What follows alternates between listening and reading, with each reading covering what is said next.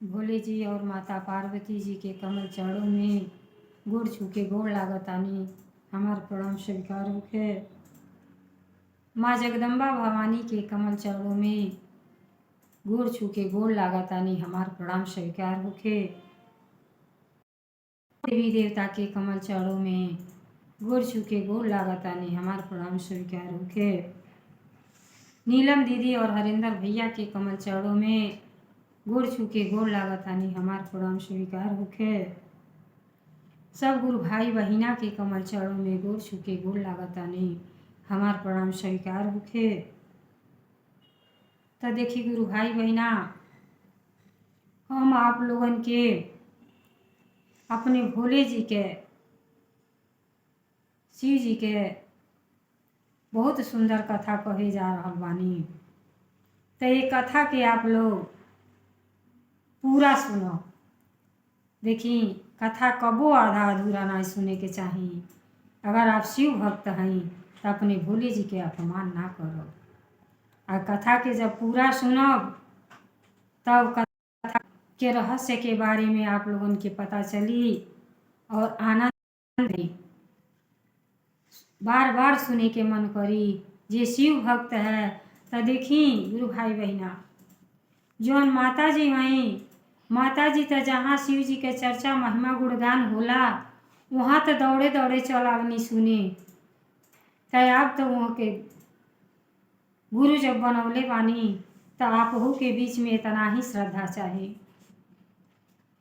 तो देखी कथा के पूरा सुनब, आधा अधूरा मत सुनब। आधा कथा सुनले से हमरे शिव गुरु के अपमान हुई और पूरा कथा सुनना तो ज्ञान आई आपके। तो ये कथा हमारा आप लोगन की अच्छा लगी तो कमेंट में हर हर महादेव जरूर लिखब और हमरे विधाता ज्ञान चैनल के सब्सक्राइब कर दे। तो देखिए गुरु भाई बहिना, हम बहुत सुंदर कथा आप लोगन के बीच लेके आए बानी। तो आप लोग मन लगा के कथा के सुनब। शिव जी का महिमा गुणगान सुनने से तो आनंद ही आनंद मिलेगा। देखिए भोले जी और माई पार्वती जी दोनों जनी कैलाश पर्वत पर बैठल लाने। तो दोनों पर जनता बानी कि सब देवी देवता में सबसे श्रेष्ठ भोले जी हैं। अब भोले जी और माता जी के जोड़ी जैसा तो कोई जोड़िए ना है। माता जी बड़िए तपस्या कैले के बाद तो भोले जी के पौले हैं, बड़िए अपार प्रेम है। अब दोनों जनी बैठल रहनी तो आपस में चर्चा कर रहनी। अब चर्चा करो तानी बोले जी कि हे देवी जी, अवनाश पर रहे नहीं कैसे कैसे समय बीत जाला पता नहीं चलेला। लेकिन अब हमके लगाता कि पृथ्वी पर जाए के पड़ी। काहे से अपने भक्त लोगन के हाल चाल ना मिलता कि के सुखी बा के दुखी बा। अब हमार मन लगल बा कि चली भ्रमण कर आई पृथ्वी पर, सब भक्तन के देख रेख को आई। जब इतना बात माता जी सुनली तब माता जी भी मुस्कियाए लगनी, कहनी हाँ स्वामी, लेकिन जब आप पृथ्वी पर चल जाई तो हमके तो अकेले कैलाश पर्वत पर अच्छा ना लगी। तो हम जाए चाहता नहीं। तब भोली जी मुस्कियाए लगनी, कहनी अरे जब इच्छा बात देवी चली। अरे ऐसा नहीं चलो, थोड़ा वक्त दें तन हमू सज धज जाई। पृथ्वी लोक पर चले बात ऐसी जाए तो सब पहचान जाई।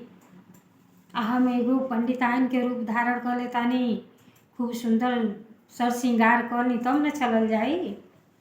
तो भोले जी कहली आप तो वैसे सुंदर लगेनी, श्रृंगार कैले के आवश्यकता कहाँ बा, ऐसे चली। कहली नहीं, थोड़ा सा वक्त देंगे, अब हम आ जाते हैं। अब माता जी गईनी और खूब चुंदरी उंदरी पहन लेनी।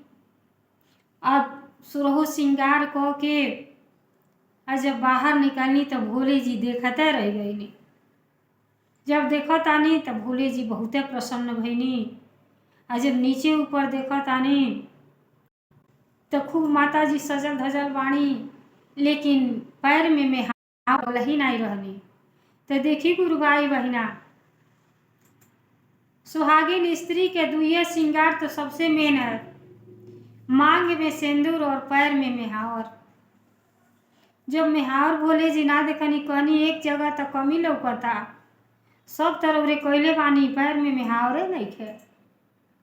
तब माता जी कहली कि देखी स्वामी, उजान बूझ के ना लगौले बानी, हम अपने भक्त लोगन के परीक्षा लेवे चलतानी और पृथ्वी पर चल के पैर में मेहावर पृथ्वी पर लगी। तब भोले जी कहली धन्य बानी आप, आपके महिमा धन्य बा। चली अब दोनों जनी अपन ब्राह्मण के रूप बना के और आ गई। नहीं तो देखी गुरु भाई बहिना, जे भक्ति में जे पूजा पाठ में लीन रहेला, पूजा पाठ करेला, तो स्वयं भगवान जी दर्शन दे आ जानी। भक्त के गैले के जरूरते ना पड़ेला। और भोले जी और माता पार्वती जी पृथ्वी पर जब अली तो नाव के दो भाई रहना, नाव रहना लोग, तो दो भाई रहना। तो एक जनी बड़ा वाला जब रहना वो मर गई रहना, उनका पत्नी विधवा रहली, उनकी बाल बच्चे ना रहना। वो बेचारी छोट के झोपड़ी डाल के और वही में रहत रहली। और जो छोटहन भाई रहना उनके 2-3 ठो लड़के रहना, वो लेके अपन एक ठो घर रहत रहली। तो जी के पति बेटा सब कुछ रही हैं, तो थोड़ा थोड़ा करी तो कुछ न कुछ हो ही जाई। लेकिन जो विधवा रहली वो बेचारी के टूटल फूटल झोपड़ी रहल, गाँव में सब पर गोड़ ओड़ रंगे गवाई करें, वही से अपन पेट पर्दा खर्चा चला। और जैसे माता जी पृथ्वी पर ब्रह्मांड निकालनी, तो पहले वही नाउन के कुटिया में जब झोपड़ी रहल वही में पहुँच गई। कहली स्वामी जी आप थोड़ा सा ठहर जाई, वो नाउन के जौन झोपड़ी बा वही में वो गोड़ रंगत रहली। गईनी कहनी अरे हमहू के गोड़े में मेहावर लगावे के बा।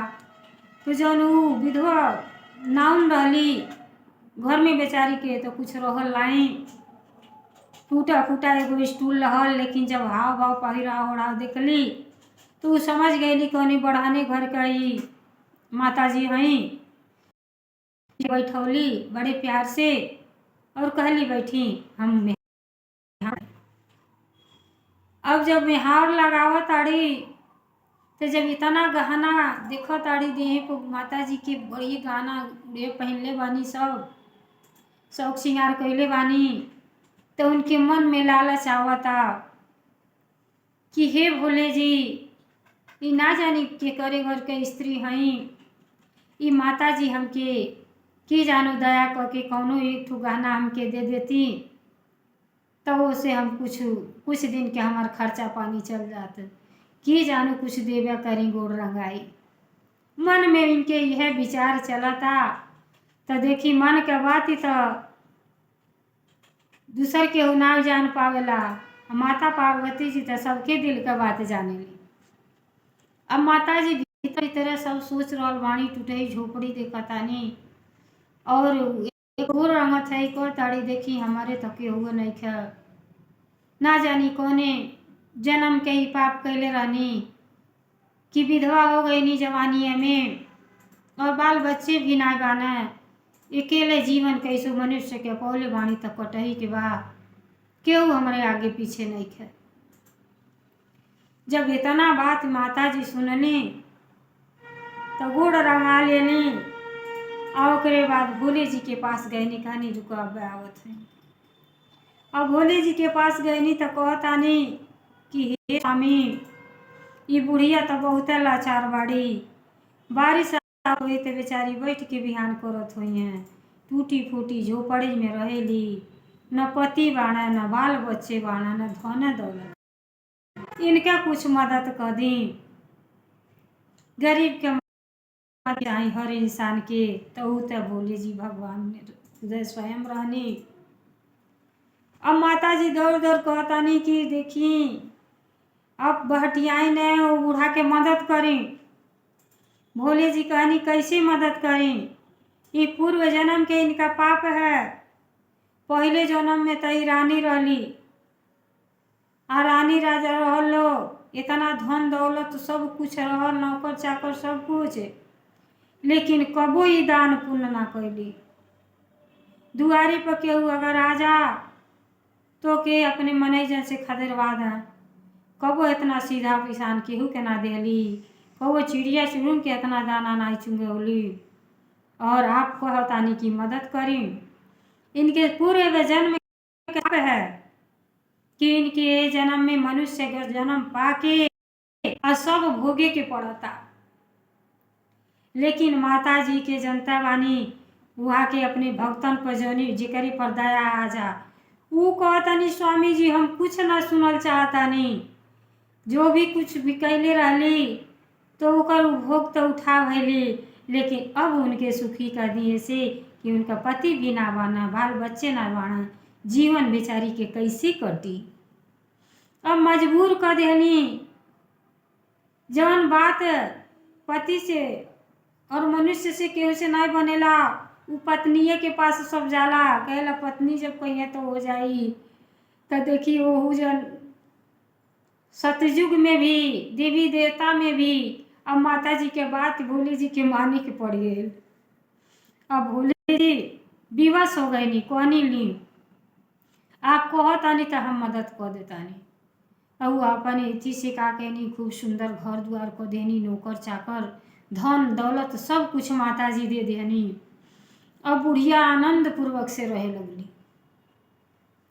तो देखी गुरु भाई बहना, धन तो क्यों के बखरा ना, धन कितना हो जा मन के कबो ना बढ़ावे के चाही, घमंड कबो ना करे के चाही। ई धन दौलत तो सब यही छूट जाई, आ साथे तो अपन कर्म जाई, व्यवहार जाई, पुण्य प्रताप जाई, ते के जरूर ध्यान में रखे के चाही। अब बूढ़ा के जब सब कुछ धन दौलत मिल गई तो फिर उनके वह घमंड आ गई जैसे रानी रहली। अब उनके सब अपन गरीबता भुला गई, फिर वो अपन जौन है अपन काम काज छोड़ देली। कहली अब का कैले के जरूरत है बा, हमके भोले जी माता जी तो सब कुछ दे देली, नौकर चाकर दे देनी, तब हमके जजमानी के जरूरत नहीं है। तो देखी गुरु भाई बहना, जेकर जौन कर्तव्य है, चाहे कितना हूँ अमीर हो जा, लेकिन वो काम के ना छोड़े के चाहे। अब देखी ब्राह्मण के भोले जी, माता पार्वती जी, ब्रह्मा जी, विष्णु जी के वरदान है कि सबे शादी विवाह में ना सम्मिलित हुई तो कोनो कार्यक्रम में नहीं हुई। अब वो सब धन हो जाते काम के छोड़ दें, कि कब हो ही ना सकेला। न पंडित भी ना चली, ना नाव भी ना चली, ना धोबी भी ना चली। तो धन कितना हो जा, अपन कर्तव्य के ना भुलाए के चाहे। अब वो का कहली, फिर आनंद हो गई, फिर जै पहले जैसे रहत रही वैसे रहे लगली। अब माता पार्वती जी भोले जी कैलाश पर चल गए नी। अब कुछ दिन फिर बीतल, तब फिर भोले जी कहतानी कि हे देवी, फिर हम जाए चाहतानी पृथ्वी पर। कहले अच्छा ठीक बा, आप जाए चाहते हैं, लेकिन हमहू फिर चलब। कहले ना नहीं, अब की गैले के जरूरत नहीं है, आप साथे जाने तो जिद करके जौने नहीं तौने ते के दिया देगा। और देखी सब चीज़ दिया गई, फिर उनका घमंड चालू हो गई। वो अपने छाव के से जेकर जन स्वभाव रहा, केतनो प्रवचन केतनो सत्संग सुनाई, वो अपन दुर्बुद्धि कबो ना छोड़िए। जब उनके आनंद से मतलब ना रही तो वो आनंद कैसे उठाइए। अब माता जी कहतानी नहीं, अब की हमके लिया चली, अब की जौन करब तौन हम करब। कहली हाँ अत हाँ, अब की चली, अब की फिर हम चलब। चली ठीक बा, तब चली तैयारी बना ली। अब भोले जी और माता पार्वती जी फिर चलनी सभी पृथ्वी लोग। और जैसे पृथ्वी लोग जाता नहीं तो फिर घोड़े में मेहार ना लगोनी। भोले जी कहनी ई का अगले बार तो रंगाइल और रंगैले के बदले में धन दौलत कोठा अटारी सब दे देनी और कल चाहता नहीं। कहली अब चली, अब वही पता चली कि अब गोड़ फिर हमार धरती पर रंगाई। अब समझ गई माता जी के बात।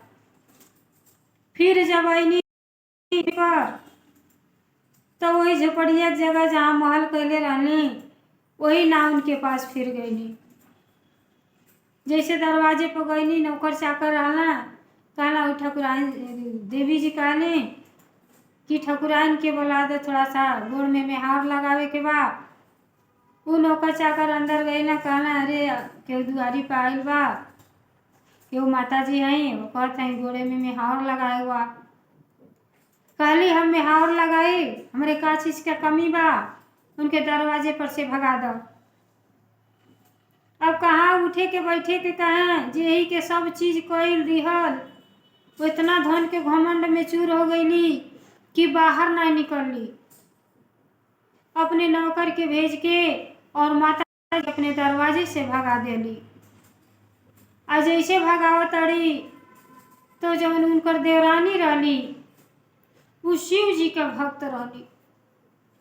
देवरान के धन दौलत तो नहीं रहल, भोले जी के दया से देखी सबसे कीमती चीज तो उनका पति रहना, दोनों लड़के रहना, लड़का लड़की। वो पेट पर्दा चलावे करतीन, कुछ तो कुछ करे के चाहिए और जौन उनकर जात जने रहल के करत रहली। वो अपने जेठान जब अमीर हो गईली तो उनके घर के झाड़ू पोछा करत रहली। और जब देखली माता जी के ये तरह अपमानित करत तू का कैली, कहली हे माई हमहू नावना हई और हमरे घरे चली।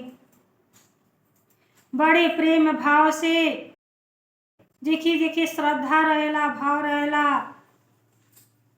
वहाँ कृष्ण भगवान विदुर के घरे साग रोटी जाके खैले रहने, लेकिन दुर्योधन के घर के सजी बड़ो व्यंजन त्याग देनी। तो जब भाव रहेला तो गरीब हो या अमीर हो केहू ही ना सोचेला, जरूर जाके बैठ जाला। अब माता जी वहाँ से चल देनी। अब बहुते क्रोधित भईनी भीतर भीतर कि इतना घमंड, मनुष्य के जन्म पाके इतना घमंड तना करे चाही। धन दौलत तो केहू न लेके आयल बा न लेके जाई तो ई शरीर मरले के बाद भी सब नाम लेला, लेकिन ये ना उनके अंदर इतना घमंड। अब जौन रहली उनका देवरान वो शिव जी के भक्त रहली, गरीब भले रहली, लेकिन वो पूजा करें यह उनके कबू ही ना मन में लालच रहे कि हमके धन दौलत मिले। वो बस यह कहें कि हे भोले जी, हे माता पार्वती जी, हमारे घर में हम अपने घर में बहुते खुश बानी। आपका देहल जौन सुहाग बा हमारे पति के सुहाग अमर रहे, सुहाग बनल रहे। हमार बाल बच्चे में ऐसा अच्छा गुण रहे, संस्कार रहे कि जौने रास्ता लोग जात और रास्ता सब नाव करे। वो कबो धन दौलत कुछ हो ना बेचारी मांगे और परिश्रम कोई के अपन पेट पर चला। अब जब देखली कि यहाँ से माता जी के ये लोग भगावत लोग तो कहली कि हे माई हमरे घरे चली, हम मेहावर आपके पैर में हम लगा दे। बड़े प्रेम भाव से और माता पार्वती जी के अपने घरे ले गईली और उनके घर पवित्र हो गई। जब घरे ले गईली और खूब सुंदर बिस्तरा उस्तरा जौन सबसे सुंदर साफ सुथरा अपने घर में रख ले रही। जब देखली ऐसा पहराव ओढ़ाव तो जान गईली कि केहू अच्छा घर के ई माई हई। बिछा उछा देली और गोड़ रंगले से पहले काली माई अब ना जानी कहाँ से आवत हई। प्रेम भाव से भेली रोल और पानी लोटा ले ली और पानी पियोली। काली माई खाना ना काली अरे नाई खाना के जरूरत नहीं है। जब प्रेम से भेली और पानी ले ली तो माता जी बड़े प्यार से खैनी। जैसे सुदामा जी के गठरी खोल के कृष्ण भगवान खरीद और तीनों लोक दान को देनी, वैसे माता जी पानी पी के और बहुत खुश और आनंद उठावतानी उनके कुटी में। वो बेचारी थरिया में पानी ले अली। तो देखी आज भी परंपरा चलेला कि शादी ब्याह होला तो ठकुराइन सबकर गोड़ धोएली, तो उपहार में कुछ न कुछ सब देला। तू बड़ी संस्कारी रहली। ऊ यह सोचे जी घर के मेहमान आवेला ऊ एक भगवान के समान होला, एक देवी देवता के समान होला। ऊ प्रेम भाव से कठौती में पानी ले आके और माता जी के पैर धोली, धो के तौलिया से पोंछ के और मेहावर लगा देली। जब केहू के देखी शरीर के आराम मिलेला, जी सेवा भाव करला, तो यही से कहल जाला कि मुँह से भले ना बोले, रोआ से आशीर्वाद मिलेला। अब जब इतना प्रेम भाव से माता जी के गोड़ में मेहावर लगावत आड़ी, तो उनके अंदर कुछ छल कपट नहीं बा कि माता जी हमके कुछ देवा तब हम कर रहा। उ सेवा भाव करती आड़ी कि हमके पुण्य मिली, काहे से माई के समान बानी। जब पैर में मेहावर लगा देली तब माता जी बढ़िया प्रसन्न भैली और कहतानी कि बेटी कुछ तू मांगा का तुमके चाही। गुरु भाई बहना कितना अच्छा रहली। कहली माई हमके अब हम का मांगी, सबसे कीमती चीज तो हमार पति बहुत अच्छा है, उनके बहुत आनंद पूर्वक से रहेंगे। पति और बच्चे हमारी बाणा, थोड़ा सा धन के अभाव बा, घर दुआर नहीं थे, लेकिन जीवन कटता। अगर आपके खुशी बा तो जौन देहल चाहत हो कि तो दे दी। अब माता जी बहुत खुश भईनी कि ऐसा भक्त तो पहली बार देखनी कि बेचारी कुछ ना मुँह से मांगताटी। अब वो वहाँ से फिर कहनी अच्छा रुक जा अबे हम आवतनी। अब भोले जी कुछ दूर पर जाके ठड़ा रहनी, फिर माता जी गईनी और सारा बात कहे लगनी कि हमके अपने दरवाजे से वो ठकुराइन भगा देली, जे कि हम सब कुछ दे दियनी और उनकर घर सही कहत रहनी, पति के बात ही माने के चाहिए। आप कहत रहनी कि उनका घमंड कम ना होई। उ तो धन दौलत पाके तनी घमंडी हो गईली कि बाहर मिले तक ना निकलली और दरवाजे पर से हमके हटा देली। और उन्हीं के बगैर देवरान जौन की हमारी इतना आदर सत्कार कैली, तो हम उनके कुछ देवल चाहता नहीं। अब फिर भोले जी कहता नहीं कि आप फिर माया में पड़ गए नहीं। ये धरती पर केहू के केहू समझ ना पाई कि कैसन बा। कहानी माई ना दो ये बार के अइले में तो हम सब कुछ समझ गए नहीं कि के कैसन बा के कैसन बा। वो बहुत अच्छा बाड़ी, वो हमार शिव भक्त हई, शिष्या हई, वो शिष्या के मदद करी, बहुत परिश्रम, बहुत प्रेमी बाड़ी। तो हम चाहतानी तू उनकर घर बा उ उनके जेठान के हो जा, और जौन ई साजी घर दुआर से जौन देहले रहनी, ई जौन विधवा उनकर जेठान रहली, इनकर सब धन दौलत उनके हो जा। और भोले जी कहनी आप जैसन कहो वैसन तो करही के पड़ी। अब का कहनी भोले जी इनके इतना घमंड रहल, फिर का कहनी जैसे पहले के मड़ई झोपड़ी रहली से इनका मड़ई झोपड़ी हो गई और जितना धन दौलत उनका रहल सब उनके देवरान के हो गई। जैसे वो घर में हालत आड़ी तो देखा ताड़ी कि एती चुकी घर से खूब बड़ा महल हो गई, सब नौकर चाकर हो गई ना, बाल बच्चे पति। तो बड़ी आश्चर्य में पड़ली। अब वो समझ गईली कि हमारे घरे तो लगा था दूसर के नहीं, साक्षात माई आयल रहली हई। हम कुछ भाव सेवा भाव ना कर पैली, कुछ भोगो ना लगनी, खाली पानी पियली। अब पछता ताड़ी जैसे घर में औलत ताड़ी तो देखते घर बहुते बड़ान हो गई, धन दौलत हीरा मोती सोना चांदी से घर भरल बा।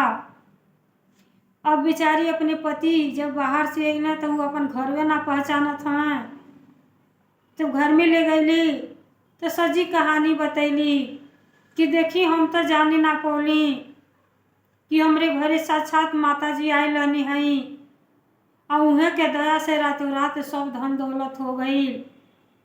खाली पानी मीठा खिया देली और भोजन तो कुछ बनैबे ना कैली और पछता रहल बाड़ी। नहा धो के भोले जी के पूजा पाठ हमेशा करे, शिव चर्चा भजन कीर्तन करें। ओकरे बाद दोनों पति पत्नी विधि विधान से पूजा पाठ कर लो और आरती उतारा तालो और खूब सुंदर गाना गा के भोले जी के आशीर्वाद पाओ तालो। बहुत खुश भइलो कि भोले जी माता जी हमारे घर में आ गईनी, हमारे कुटिया का रौनक बदल देनी। तो देखी गुरु भाई बहना, माता जी भोले जी के जिक्र पर कृपा हो जा तो राजा से रंक बनत देरी ना या रंक से राजा बनत देरी ना लगेला। तो जैसे माता जी उनाउन के दुख दूर कैनी वैसे सब गुरु भाई बहना पर कृपा बरसत रहे, दया बरसत रहे, सबकर मनोकामना पूर्ण करी, दया करी। तो ये हमार कथा आप लोगन के अच्छा लगल होई तो हमरे विधाता ज्ञान चैनल के सब्सक्राइब कर दे। हर हर महादेव, घर घर।